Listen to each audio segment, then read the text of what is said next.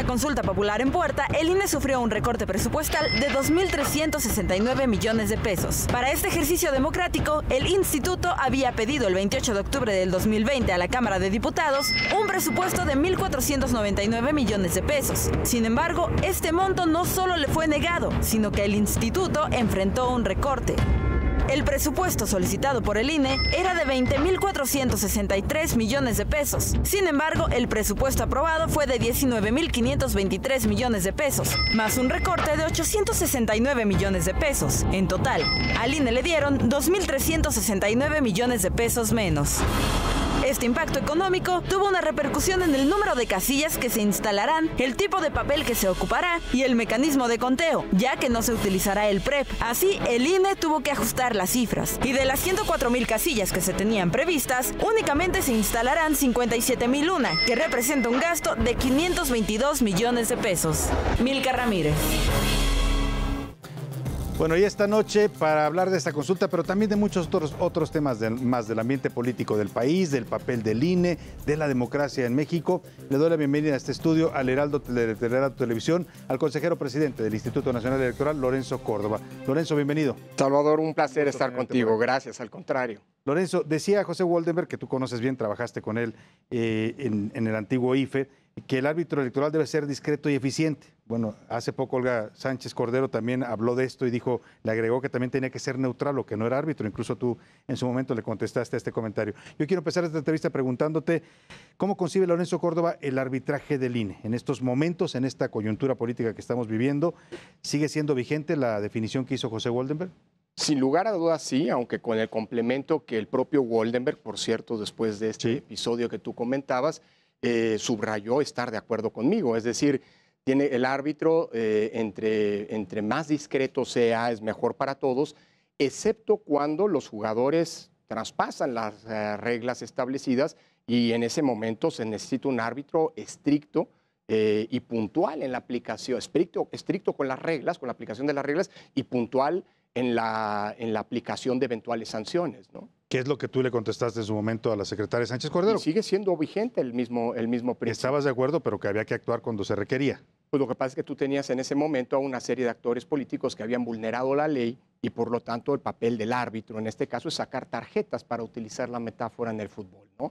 Y seguiremos sacando las tarjetas cuando sea necesario. Creo que ese es parte del rol del arbitraje. Cuando hay una serie de jugadores que no se ajustan a las reglas del juego, pues un árbitro que no saca tarjetas, pues un árbitro que puede descomponer el partido. Entonces, que puede hacer que se pierda el juego. Absolutamente. Entonces, digamos que si hay un juego limpio de parte de todos, pues el árbitro no se va a ver. Claro, pero ideal. Si hay juego sucio, tiene que verse. Por supuesto. Y luego dicen que tú eres muy protagónico, que no les gusta porque sales mucho y hablas y declaras. ¿Eso es malo en un árbitro? Pues mira, yo creo que cuando se construyen una serie de narrativas, como por ejemplo las que escuchamos varias ocasiones durante el pasado proceso electoral, que estaba preparándose un fraude y demás, creo que el árbitro tiene que salir y explicar las propias reglas del juego. Una cuestión es hacer, en el mejor de los sentidos, pedagogía pública, explicando cuáles son las garantías que pues tanto la legislación como la propia actuación del árbitro han venido estableciéndose para garantizar la equidad en la contienda, las garantías propias del voto libre y secreto, pues es fundamental que el árbitro salga y exponga. Por ejemplo, ahora, notas como la tuya que antecedió esta entrevista, la de la propia de este noticiero, sobre la consulta es muy pertinente, pero cuando se dice que es el árbitro el que no quiere, o el INE el que no quiere poner mesas y que está boicoteando la consulta, pues claramente hay un discurso que el árbitro tiene, pues por una cuestión de claridad y de información pública, que salir, no digo a desmentir, sino a aclarar. Te iba a preguntar más adelante de ese tema, pero ya que lo tomas, le entramos de una vez. ¿Por qué dicen en el gobierno, hoy se publicó una entrevista con Jesús Ramírez Cuevas, el vocero presidencial aquí en el Heraldo, y lo ha dicho también el presidente, que al INE no le gustan las consultas, que el INE tiene una cultura vieja que quiere un monopolio de la representación política solo de los partidos? ¿Por qué este discurso cuando ustedes pues, no he oído que se pronuncien en contra de la consulta? Al contrario, y estamos avanzando de manera muy puntual en la organización la primera organización seria, digámoslo así, amplia, abierta, bajo el mandato constitucional o las reglas constitucionalmente establecidas de una consulta popular. Yo creo que es parte de esta narrativa de algunos actores políticos que, del mismo modo que durante el proceso electoral acusaban de parcialidad al Instituto Nacional Electoral, de estar siendo un jugador, de no ser un árbitro neutral, pues es parte de una narrativa que lo que busca es el desprestigio del propio árbitro. ¿Pero qué gana el gobierno desprestigiando al INE? O sea, pues mira, yo no lo sé. Habría que preguntarle a los circuitos cercanos al gobierno. Yo creo que gana todo mundo de tener un árbitro confiable, imparcial. Y por cierto que se ha ganado el reconocimiento de la ciudadanía, como muchas encuestas han venido señalando. Hoy por hoy el INE es en un contexto, a pesar de las descalificaciones, de las amenazas, algunas de ellas que lindaban, digámoslo así, en el ámbito de eventualmente de la ilegalidad, pues el INE acabó haciendo un trabajo que ha sido reconocido nacional e internacionalmente y que se ha traducido en que hoy por hoy sea la institución civil en la que más confianza tienen las y los ciudadanos mexicanos. Yo creo que es todo un discurso, digámoslo así, de deslegitimación, de erosión de una autoridad que ha ejercido su autonomía y su independencia respecto de todos los actores políticos, económicos y hasta sociales, porque el rol del árbitro es justamente no favorecer ninguna posición de parte. Creo que es más bien construir este discurso que por si se ocupa. Es decir, cuando se hablaba de que iba a haber un fraude, pues seguramente estaban tratando de construirse narrativas por si el día después de las elecciones los resultados no gustaban, poder decir, miren, hubo un fraude. Yo creo que es más o menos lo mismo ahora. El INE está haciendo un trabajo impecable en la organización de la consulta con los recursos que tenemos. Sí, veíamos que les recortaron recursos y aún así la van a tener que sacar. Y la vamos a sacar bien. Nunca había habido una consulta, ni de las legalmente realizadas, ni de las que se realizaron al margen de la ley. No digo que sean ilegales, sino que eran simplemente no alegales, no estaban reguladas por la ley, con la calidad y la precisión técnica de estas. Te pongo la que vamos a hacer el 1 de agosto. Te pongo un ejemplo. Se dice que el INE no quiere la consulta y por eso instala solo 57,000 mesas receptoras de la votación. Bueno, no es cierto. El INE quiere instalar más, quiso instalar más. Queríamos instalar 104,000, que era colocar una mesa de votación exactamente en donde se habían puesto las casillas electorales, el 6 de junio. Claro, aprovechando que, pues, digámoslo así, no teníamos la restricción de la ley de poner solo 750 boletas en cada mesa de receptor de votos. Pensábamos ampliar el número de boletas para tener una mesa tan cerca como las casillas de cada de las y los ciudadanos, de sus domicilios, pero pues ahorrando costos. Nos negaron esos recursos. En un segundo momento le planteamos a la Secretaría de Hacienda, ok, no podemos poner 104,000 mesas, que costarían esos casi 1,500 millones que se señalaban en la nota, pero podemos hacer un buen ejercicio con 91,000 casillas o mesas de receptoras de esta votación. Eso nos va a costar 900 millones de pesos. La Secretaría de Hacienda nos dijo, no les damos recursos, tenemos otras prioridades. Y bueno, hoy el INE tiene que hacer pues este ejercicio con 57,000 casillas. No nos da para más, no es que no queramos poner es para más. Lo que alcanza el recurso que tienen. O se nos dice, por ejemplo, el INE no está promoviendo la consulta. Bueno, aquí estamos, Salvador, hablando de la consulta. Pero además viene una campaña formal. Claro, la ley marca. Pero cuidado, en un primer momento el Congreso de la Unión convocó la consulta en octubre pasado y luego se dieron cuenta de que la convocatoria y la consulta impedía la propaganda gubernamental y luego el mismo Congreso cambió la fecha de entrada en vigor de esa convocatoria hasta el 15 de julio. Es decir, la propia ley nos impide como INE hacer una promoción de la consulta antes de esa fecha, que no fijó el INE.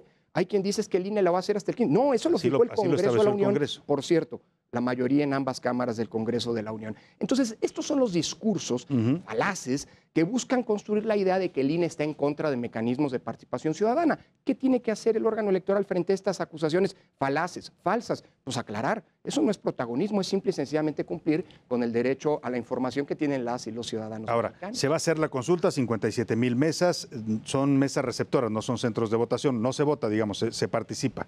Digamos que no usamos la terminología de las elecciones, pero no decimos casillas, son mesas receptoras de la opinión de las y los ciudadanos, pero eso sí van a estar integradas por los mismos ciudadanos que participaron, que fueron sorteados y capacitados para la elección del 6 de junio y que aceptaron generosamente volver a participar en este ejercicio. Ahora, Lorenzo, la pregunta que vamos a hacer a los mexicanos, porque formalmente se promueve como consulta sobre los expresidentes, para enjuiciar a los expresidentes, pero la pregunta que aprobó la Corte Es una cosa totalmente abstracta en donde pregunta si yo estoy de acuerdo en que los actores políticos se puedan ser procesados o juzgados o por hechos políticos del pasado. Pero bueno, Sí. la pregunta que te hago es, ¿la pregunta que aprobó la Corte va a aparecer tal cual en la No podemos boleta? modificarla, sin duda, No se puede Salvador. modificar. Por eso, digamos, creo que es importante reconstruir la historia. El presidente solicitó una consulta en donde efectivamente se enjuiciaba o se pedía la opinión de la ciudadanía respecto a enjuiciar o no a los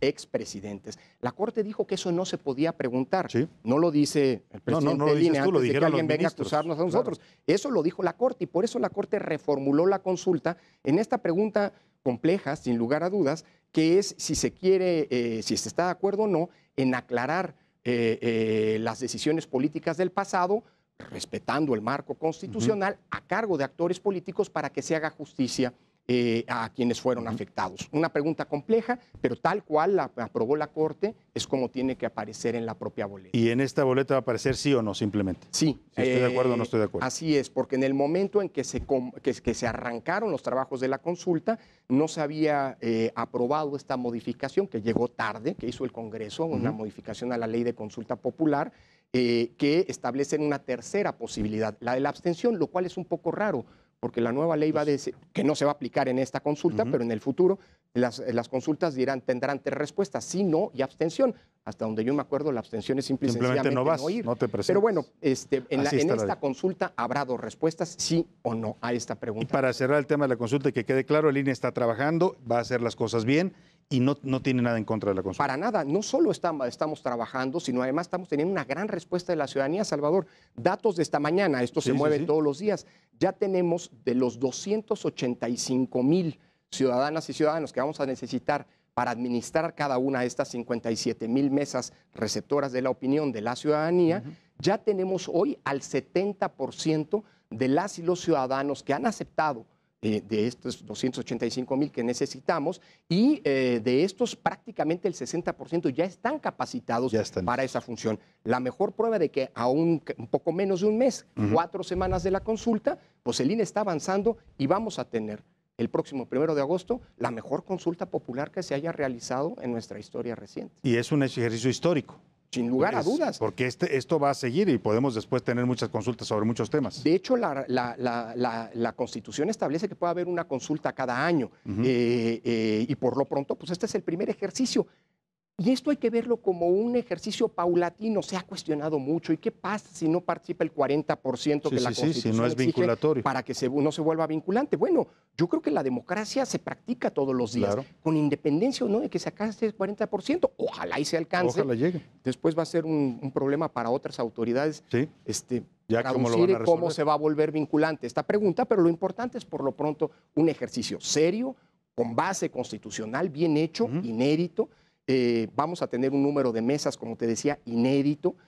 Hay otras consultas, por ejemplo, que se hicieron a nivel, o sedicentes consultas, que tuvieron apenas 1,000 centros de votación. Aquí va a haber 57,000. Es decir, vamos a tener todas las garantías que la Constitución establece y que el INE siempre ha garantizado en ejercicios de participación ciudadana. Retomando el tema que comentaba también sobre esta narrativa y todo lo que se dice para desacreditar al INE o para vender ideas falsas sobre la actuación del INE, ¿qué le hizo al presidente? ¿Por qué tiene esta fijación contra usted en particular? Por ahí aparece también el consejero Ciro Murayama, pero ¿por qué esta actitud tan hostil del presidente? ¿Hay alguna causa? ¿Pasó algo? No lo sé, habría que preguntarle al presidente. Yo creo que no.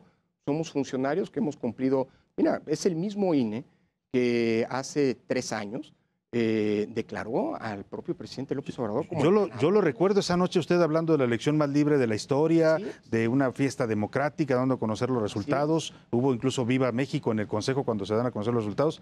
¿Qué pasó en el trayecto? No, yo desde el ¿Usted punto no se de lo vista del explica? INE, desde el punto de vista del INE no ha pasado nada. No quisiera, como algunos han señalado, pues entender esta animadversión por el hecho de que el INE siempre ejerció su autonomía respecto de los gobiernos en turno, el anterior y el actual, y lo seguirá haciendo porque esa es parte de su vocación y de su diseño constitucional. Lo que no quiere decir nuestra autonomía que seamos un ente autárquico. Nosotros trabajamos muy de cerca, no se habría podido explicar un resultado como el de la elección pasada, y no me refiero a los resultados en términos de los votos que obtuvo cada fuerza política, sino el hecho de que tuvimos una vez más una fiesta democrática el 6 de junio pasado sin esa colaboración con las distintas instancias de gobierno.